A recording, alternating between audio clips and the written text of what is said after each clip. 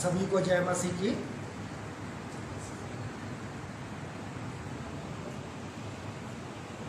परमेश्वर पिता का धन्यवाद हो कि उसने मुझे और आप सबों को सुरक्षित रखा, संभाले रखा, जीवतों के बीच में रखा, हम सबकी सुधि ली और ये अवसर दिया कि आज हम एक साथ मिलकर यहाँ परमेश्वर की महिमा स्तुति कर सकते हैं। ये सच है कि आज हम यहाँ आराधनालय में उपस्थित नहीं हैं, अलग अलग स्थानों में बैठे हुए हैं, परंतु जहाँ कहीं भी हम हैं एक साथ मिलकर उस महान परमेश्वर पिता की स्तुति और आराधना, महिमा, वंदना कर सकते हैं। इन सारी बातों के लिए मैं और हम सब मिलकर परमेश्वर पिता का धन्यवाद करते हैं। पास्टर साहब ने सोमवार को मुझको फ़ोन करके बताया कि आज का वचन मुझको देना है, इसलिए मैं अपने दोनों पास्टर्स का बहुत बहुत धन्यवाद देता हूँ कि उन्होंने यह अवसर दिया कि आज हम सब मिलकर यहाँ परमेश्वर के उस महान वचन पर विचार मनन कर सकते हैं। मैं सोच रहा था कि किस विषय पर बोला जाए, और पिछले दिनों में जब मैं न्यूज़पेपर पढ़ता था तो लगातार उसमें बहुत सी लगातार विचलित करने वाली घटनाएं आ रही हैं, और यह देखा जा रहा है कि इस भयानक महामारी कोरोना के कारण लोग परेशान हैं, उनके काम धंधे बंद हैं, घरों में लड़ाइयाँ हो रही, तलाक के केसेस बढ़ते जा रहे हैं, लोग डिप्रेशन में आ रहे हैं, अवसाद एक उनके भीतर घर कर रहा है, परेशानी है, दुख है, हताशा है, निराशा है, चारों तरफ निगेटिविटी। और इस अवसाद और इस डिप्रेशन के कारण लोग गलत कदम भी उठा रहे हैं। लाखों मजदूर सड़क पे हैं, वो जूझ रहे हैं, खाने की दिक्कत, पानी की दिक्कत, पैदल मीलों सड़कों पर चल रहे हैं। बड़ी भयावह स्थिति, दिल दुख जाता है ऐसी घटनाओं को देखते हुए। और इस तरह से वो लोग लगातार डिप्रेशन में आते जा रहे हैं और साथ में गिरते जा रहे हैं। अभी सोमवार की घटना है, अचानक 7:30 बजे पास्टर हैरिस वाल्टर साहब फेसबुक पे लाइव आ गए बिना किसी सूचना के। मैं देख रहा था, उनका नोटिफिकेशन आया, मैंने भी देखा उसको। वो बहुत विचलित थे, बेहद दुखी। एक ऐसा ही गरीब मजदूर परिवार सड़कों पे चल रहा था, सामने उसको दोनों पति पत्नी को दूर दूर तक कोई उम्मीद की किरण नजर नहीं आई और उन्होंने एक गलत फैसला लिया। पास्टर हैरिस वाल्टर से काफ़ी विचलित हो गए। वो अपने पूरे परिवार के साथ आकर प्रार्थना करने लगे। वो दहाड़ मार मार के रो रहे थे और बोल रहे थे कि हे प्रभु, उस छोटी बच्ची का क्या कसूर था, एक गलत कदम उठा लिया गया। मैंने देखा वो काफ़ी दुखी थे, वो काफ़ी विचलित थे। वो कह भी रहे थे कि मैं अपने आप को संभाल नहीं पा रहा और बहुत ज़्यादा निराश और दुखी हो चुका हूँ ऐसी घटनाओं से।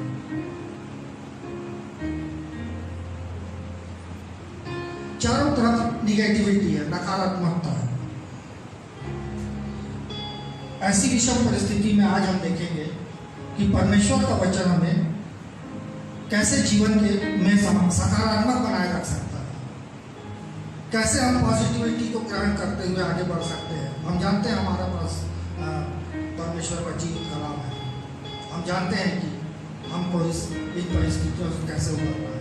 हमने देखा है लोगों को जो ऐसी परिस्थितियों से निकले हैं, वो उल्टे लटकाए गए क्रूस पे, उन्हें प्रताड़ना मिली है, वो आग की झील में डाले गए हैं और उसके बाद वहां से उभर के निकले हैं। पत्थरों से मारा गया है स्टीफन से, परंतु वो उन्होंने विश्वास किया और हम जानते हैं कि वो जीवित कलाम हमें भी आगे लेकर जाता है और एक सकारात्मकता का दृष्टिकोण हमारे में बना रहता है। हम परमेश्वर पिता का धन्यवाद करते हैं कि उसने हमें ऐसा जीवित कलाम दिया। हम परमेश्वर पिता के साथ विश्वास में बने रहते हैं, ये परमेश्वर की बड़ी दया और बड़ी आशीष है। आइए हम प्रार्थना करें। हे हमारे दयालु महान से शक्तिमान पिता परमेश्वर, इस समय हम आपके पास आते हैं पिता, धन्यवाद देते हैं जबकि आज जो वचन का पाठ हुआ पिता, जबकि हम इस पर मनन करने वाले हैं पिता, होने दीजिए कि बड़ी सच्चाई और ईमानदारी से हम प्रभु इस वचन पर पठन मनन कर सकें और पिता लोग जो सुनने वाले हैं प्रभु हर एक पर आपकी आशीष बनी रहे। पिता हम प्रार्थना करते हो मजदूरों के लिए जो सड़कों पर भी हो चल रहे हैं पिता, दुख परेशानी मुसीबत है पिता, चारों ओर निराशा और हताशा है पिता, हम चाहते कि इस महामारी को आप दूर कीजिए पिता और होने दीजिए पिता कि लोग आपके उस वचन को समझ सकें और अपने आप को प्रभु ये जान सकें कि तू प्रभु इस जगत में आया, तूने इस जीवन को उसी परिस्थितियों में उसी कठिनाइयों में जिया है पिता, हमारे लिए बलिदान हुआ प्रभु, ताकि प्रभु हम मनुष्य जाति बचाए जाए पिता, लोग इस बात को समझ सकें और प्रभु उद्धार को पा सकें, तुझे ग्रहण कर सकें। ऐसी बड़ी दया बड़ी आशीष चाहते हुए इस विनती को प्रभु आपके बेटे अपने उद्धार करता हुए यीशु मसीह के नाम से मांगते हैं, आमीन। तो आज का जो विषय है वो है मसीही जीवन। आज हम देखेंगे कि मसीही जीवन क्या है और आज की इन परिस्थितियों में हम कैसे अपने आप को सकारात्मक बनाए रख सकते हैं। हम आज तक पढ़ते हम जानते हैं कि मनुष्य एक सामाजिक प्राणी है, समाज में रहते हुए उसको इस जीवन को जीना है, समाज में रहते हुए अपने कर्तव्यों का वहन करना है। एक नियम है, एक विधान है, एक संविधान है जिसका उस देश के लोग पालन करते हैं और उसको मानते हैं और उसके अनुसार चलते हैं। और वो नियम ऐसे बनाए गए हैं कि जिसमें हर एक व्यक्ति समान हित के साथ आगे बढ़े, किसी का नुकसान ना हो, किसी का लाभ ना हो, सब एक साथ आगे बढ़े, सब एक दूसरे के लिए हित में कार्य करें और समाज का उत्थान हो, समाज आगे बढ़े। इस प्रकार के नियम और विधान बनाए गए हैं। परंतु आज हम क्या देखते हैं? आज सब कुछ उल्टा पुल्टा दिख रहा है। आज सोशल डिस्टेंसिंग की बात की जा रही है। क्या है सोशल डिस्टेंसिंग? सामाजिक दूरी, समाज से दूरी। ये अजीब है। इस महामारी ने सब कुछ उल्टा पुल्टा कर दिया, परंतु हम परमेश्वर पिता का धन्यवाद देते हैं कि वो हमको संभालता है, हमारी रक्षा रखने में मदद करता है, हमारे जीवन को सकारात्मक बनाए रखने में हमारी अगुवाई करता है। तो आज हम देखेंगे कि मसीही जीवन क्या है और ये सकारात्मकता हमको कैसे मिलती है। ये सकारात्मकता हमको मसीही जीवन के द्वारा ही मिलती है। ये मसीही जीवन क्या है?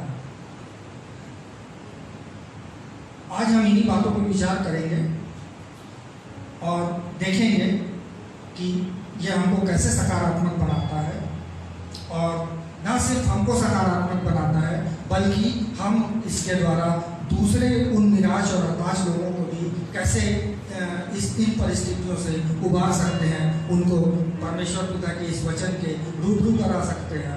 हम बता सकते हैं अपने उस प्रभु यीशु मसीह के लिए जिसने उनके और हमारे लिए बलिदान किया है।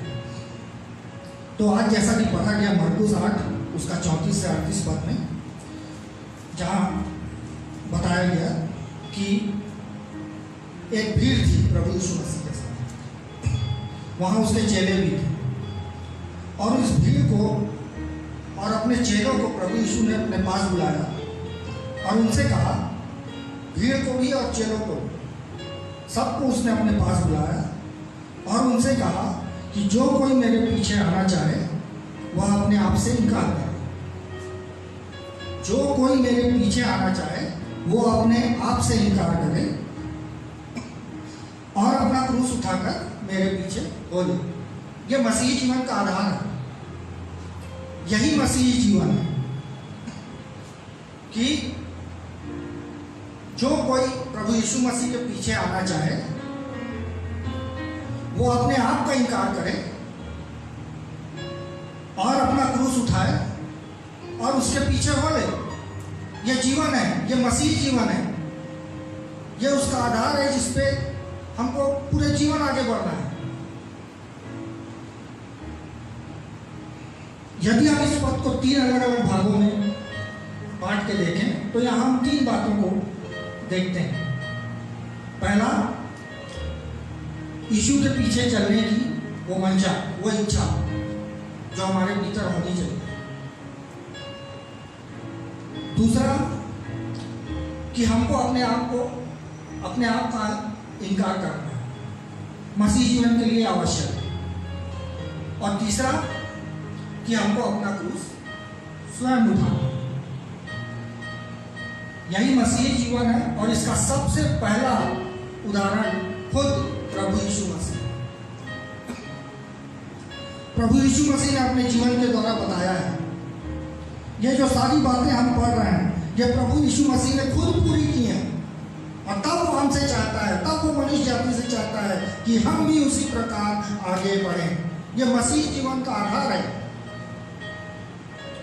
इस पूरे पद में यीशु मसीह का जीवन चरित्र झलकता है और वह जो कह रहा है उसने उसका पालन किया है। ये तीनों ही बातें जो मसीह जीवन का आधार है वह यीशु मसीह के स्वभाव में पाई जाती है। यीशु मसीह के स्वभाव में ये बातें थी। जब हम यीशु मसीह के जीवन को देखते हैं तो हम पाते हैं कि प्रभु यीशु मसीह का स्वभाव परमेश्वर पिता की इच्छा को पूरी करना और उसकी आज्ञाओं का पालन करना था। प्रभु यीशु मसीह का पूरा जीवन परमेश्वर पिता की इच्छा को पूरी करना और उसकी आज्ञाओं का पालन करना था।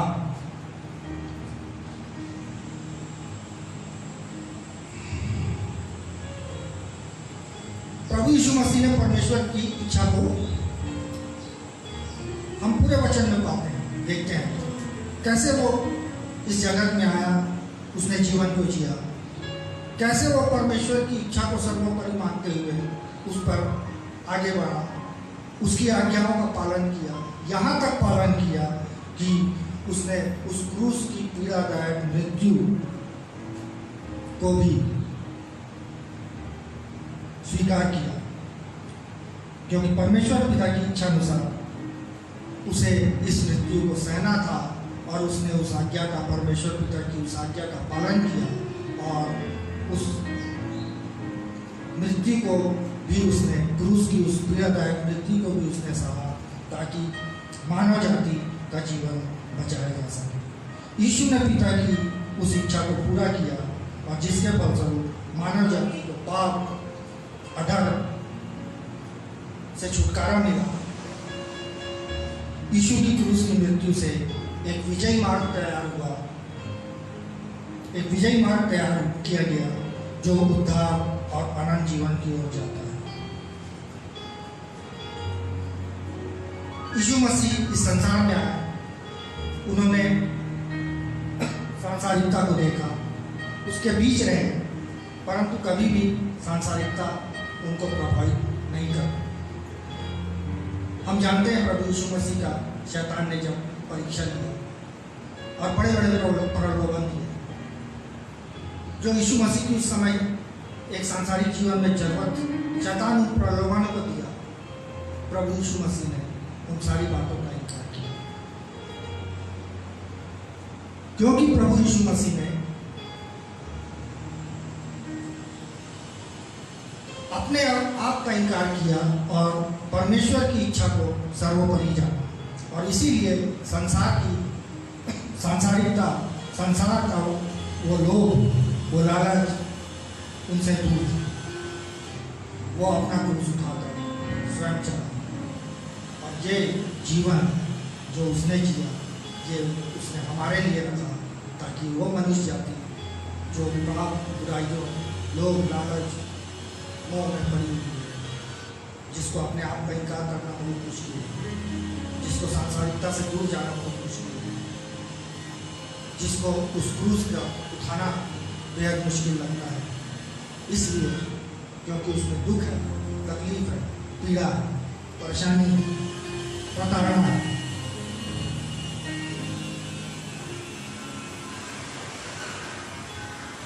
उस जीवन को प्रभु यीशु मसीह ने जीकर हमारे सामने दिखाया और वो चाहता है कि हम भी इसी प्रकार आगे बढ़ें। और यही मसीह जीवन है जो इस पद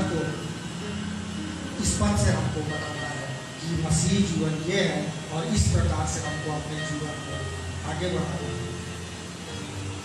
मसीह जीवन में आगे बढ़ने के लिए इस पद के अनुसार अपने जीवन में इसे आत्मसात करना बेहद आवश्यक है। एक सच्चे विश्वासी को मसीही जीवन में चलने के लिए अपने आप का इनकार करना ही, अपने आप का इनकार करना मतलब सामाजिक प्रतिष्ठा, मान सम्मान, पद, वो सामाजिक हैसियत, वो रुतबा, इन सब का त्याग करना पड़ेगा और इन सब से ऊपर उठकर अपने आप का इनकार करना और प्रभु यीशु मसीह की इच्छा को सर्वोपरि मानना है। एक सच्चे विश्वासी को सांसारिकता से दूर रहना, धन संपत्ति, सुख, विलास, वो अभिलाषाएं जो नित्य हर दिन हमारे भीतर आती हैं और जो हमारे जीवन के लिए जरूरी हो गई है, जिनके बिना ऐसा लगता है कि ये हमारा जीवन अधूरा है, ये क्षणभंगुर है, ये कुछ समय तक रहेंगी और नष्ट हो जाएगी।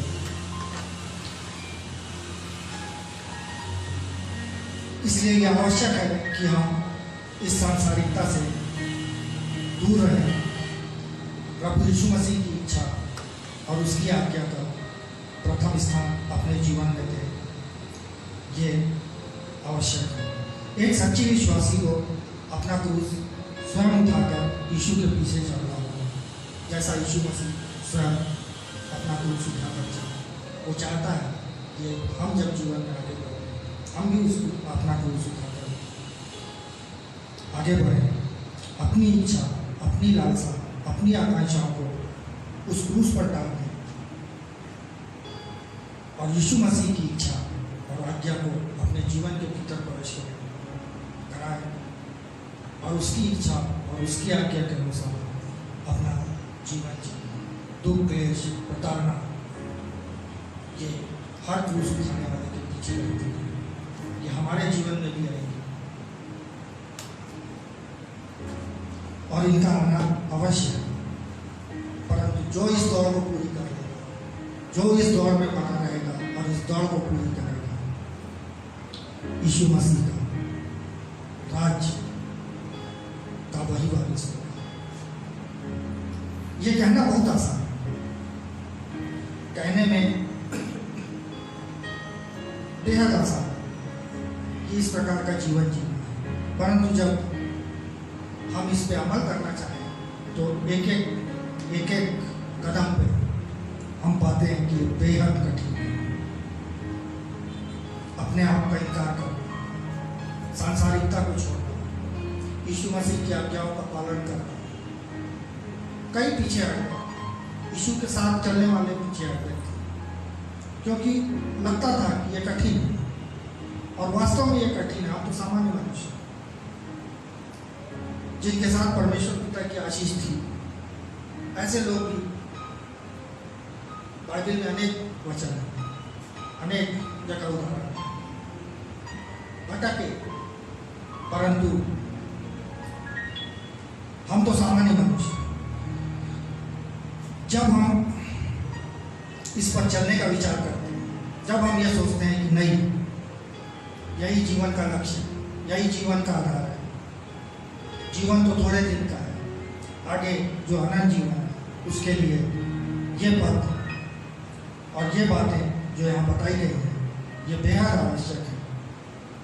तो हमको थोड़ी गंभीरता और थोड़ी गहराई के साथ अगर हम प्रभु यीशु मसीह की क्रूस की इस मृत्यु को के महत्व को अगर समझने का प्रयास करें, अपने जीवन के भीतर लाएं, तो ये संभव हो सकता है। हम जाने कि प्रभु यीशु मसीह कैसे उस श्रापित मृत्यु को, उस श्रापित क्रूस की मृत्यु को सहा है। देखिए गलातियों 13 और 14 पर को थोड़ा पढ़ दीजिए थोड़ा सा। गलातियों 13 और 14 क्या कहा गया है?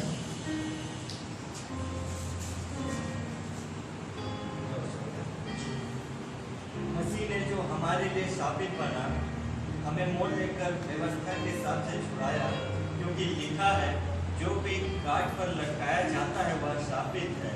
यह इसलिए हुआ कि अब्राहम के आशीष मसीह यीशु में अन्य जातियों तक पहुँचे और हम विश्वास के द्वारा उस आत्मा को प्राप्त करें जिसकी प्रतिज्ञा हुई है। जी हाँ, वो हमारे लिए शापित हुआ और क्रूस की उस शापित मृत्यु को उसने सहा। उसने हमें मोल लिया ताकि हमारा जीवन बच जाए। प्रभु यीशु मसीह ने क्रूस पर अपनी जान दी है, क्योंकि परमेश्वर पिता चाहता है कि हम बचाए जाए और ये मसीही जीवन में हम आगे बढ़ते हुए ही इस लक्ष्य को, इस उद्देश्य को प्राप्त कर सकते हैं। परमेश्वर के पिता के पास हर एक व्यक्ति के लिए योजना है। हर एक व्यक्ति, परमेश्वर पिता चाहता है कि आज मैं, आप, हम सब, एक एक व्यक्ति उसका काम है, उसका जीवन बचे। वो एक हगले और तोतले व्यक्ति को उन लाखों लोगों का नेतृत्व सौंप देता है। हम जानते हैं मूसा कि वो उसके परमेश्वर पिता के अपने लोग, वो इजरायली लोग जो बंधुआई में है, वो चाहता है कि वो उनको वहाँ से बाहर निकाले और वो चाहता है कि वो उनको उस देश में ले जाए जो परमेश्वर पिता चाहता है कि वो उसके अपने लोगों को मिले। परमेश्वर पिता अपनी योजना को पूरा करने के लिए एक चरवाहे को राजा बना देता है। दाऊद का संघर्षपूर्ण जीवन हम जानते हैं, किस कदर दाऊद ने संघर्ष किया, कैसे कैसे उसने अपने जीवन को बचाया। उसको जान के लाले पड़े हुए थे, कितनी मुसीबत, कितनी दुख, परंतु हम देखते हैं कि क्योंकि परमेश्वर पिता उसके साथ था, उसने हर जगह, हर समय दाऊद को अपने संरक्षण में रखा। जहाँ दाऊद की जान को लाले थे, दाऊद को ऐसा लगता था कि सारे रास्ते बंद हो चुके हैं और अब उसको अपनी मौत सामने खड़ी हुई दिखाई देती थी। हम देखते हैं, हम दाऊद का जीवन देखते हैं, हम जानते हैं जब उसको मौत सामने खड़ी हुई दिखाई देती थी, तब परमेश्वर पिता उसके लिए रास्ता बनाता था। और यही कारण है कि हम पाते हैं कि जब दाऊद उन मुसीबतों से बचता है और परमेश्वर पिता के प्रति उसका मन धन्यवादित होता है, तो वो कहता है कि हे मेरे मन, यहोवा को धन्य करे और उसके किसी उपकार पर।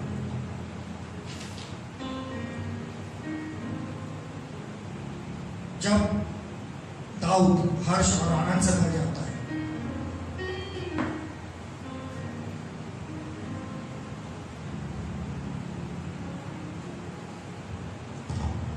जब दाऊद का मन प्रफुल्लित रहता है, एक उमंग, एक उत्साह उसके भीतर रहती है, तो वो गाना गाने लगता है कि यहोवा मेरा चरवाहा है, मुझे कुछ घटी ना हो। वह मुझे हरी हरी चराइयों में चराता है, वह मुझे सुखदाई जल के झरने के पास ले चलता है। और कितनी सकारात्मकता जीवन, और कितनी सकारात्मकता जीवन में आपको चाहिए। एक बार अब्दुल कलाम साहब को मैं सुन रहा था, वो बता रहे थे कि मैं जब छोटा था तो मेरे घर के सामने एक पेड़ था और उस बड़े पेड़ में एक चिड़िया का जोड़ा और एक गिलहरी दिन भर वो फुदकते रहते थे। गिलहरी पेड़ के फलों को उतर के खाती थी ये देख के उनको बड़ा आनंद आता था। वो सुबह से उस दृश्य को देखना पसंद करते थे और घंटों देखते थे। और एक दिन ऐसा आया कि उस पेड़ का मालिक, जो सामने घर था, पेड़ का मालिक, पेड़ था उस घर के सामने, उस मालिक ने चाहा कि मैं अपने घर को बड़ा बनाऊं और उसने उस पेड़ को कटवा दिया। और तब वो चिड़िया का जोड़ा और वो गिलहरी वहां से गायब हो गया। कलाम साहब बेचैन हो गए और तब उनके दिमाग में आया, होशियार तो थे, दिमाग में आया कि क्यों ना मैं भी एक ऐसा पेड़ लगाऊं। और उन्होंने उस पेड़ को लगा, एक पेड़ वैसा ही उसी प्रजाति का एक पेड़, 1-1.5 साल में वो पेड़ बड़ा हो और वो गिलहरी और वो चिड़िया फिर वापस आ गई। मनुष्य संसार में अपने आप को संतुष्टि प्रदान करने की कोशिश करता है। वो गोवा घूमता है, वो बॉम्बे घूमता है, वो राजस्थान घूमता है, जगह जगह जाके अपने मन की संतुष्टि चाहता है। ये वचन जो हमको बताता है कैसे हम सकारात्मक हो सकते हैं। और इससे बड़ी बात और इससे बड़ी आशीष जो हमको मिली है और कोई नहीं। जब हम परमेश्वर के वचन को पढ़ते हैं तो वो हमारे जीवन की अगुवाई करता है। यह वचन उन लाखों लोगों तक भी पहुंचाना है जो दुखी हैं, जो लाचार, जो सड़कों पर मीलों सफर तय कर रहे हैं, जो डिप्रेशन में, जो गलत कदम उठा रहे हैं, जो रो रहे हैं, जो अपनों को खो रहे हैं। ऐसे लोगों तक भी ये वचन जाना बेहद आवश्यक है। ये वही लोग हैं जिनके मसीही जीवन और उसकी सकारात्मकता की उनको समझ नहीं। ये वही लोग हैं जो इससे दूर हैं और जिनको मसीही जीवन और वो कितना सकारात्मक है, वो कैसे जीवन में हमारे आगे बढ़ने में हमारी अगुवाई करता है, इस बात को उन लोगों को समझाने की आवश्यकता है जो उनकी निराशा और उनके हताशा को आनंद और हर्षोल्लास में बदल सकती है। पहला कुरिन्थियों 1:27 बताते हैं क्या लिखता है, परमेश्वर ने जगत के ऐसे लोगों को चुन लिया जो मूर्ख थे ताकि बुद्धिमान लज्जित हो। परमेश्वर ने जगत के निर्बलों कमजोरों को चुन लिया ताकि वो बलवानों को लज्जित कर सके। और देखिए और क्या कहता है, 28वां पद पढ़िए तो पासा इसी का, पहला कुरिन्थियों 1:28 पद।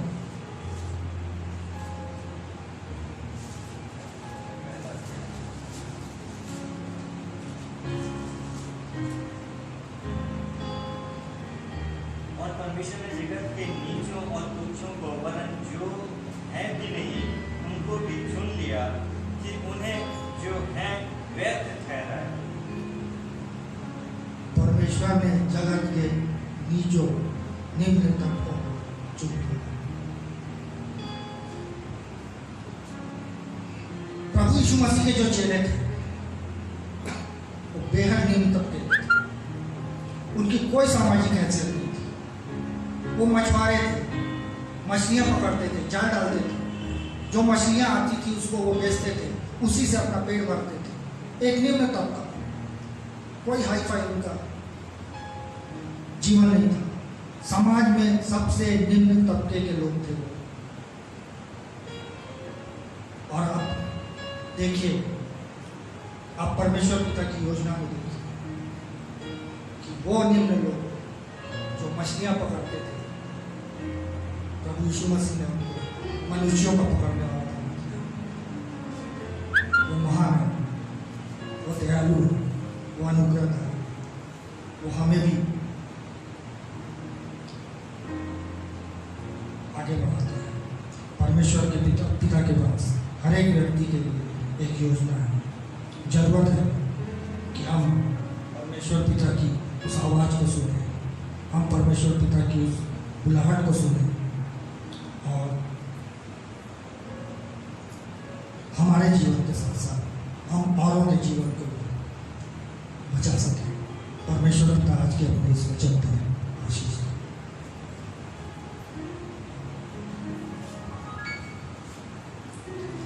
भाई प्रणा जी जी को धन्यवाद आज के सुंदर वचन के लिए, और साथ ही साथ पिता परमेश्वर को भी धन्यवाद। आइए हम आपके प्रार्थना में जाएंगे। हम अपने स्थान पर खड़े हो जाएं, अपने आंखों को बंद करें, अपने सर को झुकाएं, हम प्रार्थना में जाएंगे। जीवित धर्मकारी पिता परमेश्वर को फिर से हम आपके शरण में दाते हैं। हम धन्यवाद देते हैं आपकी तमाम आशीषों के लिए, हर एक बातों के लिए प्रभु जी।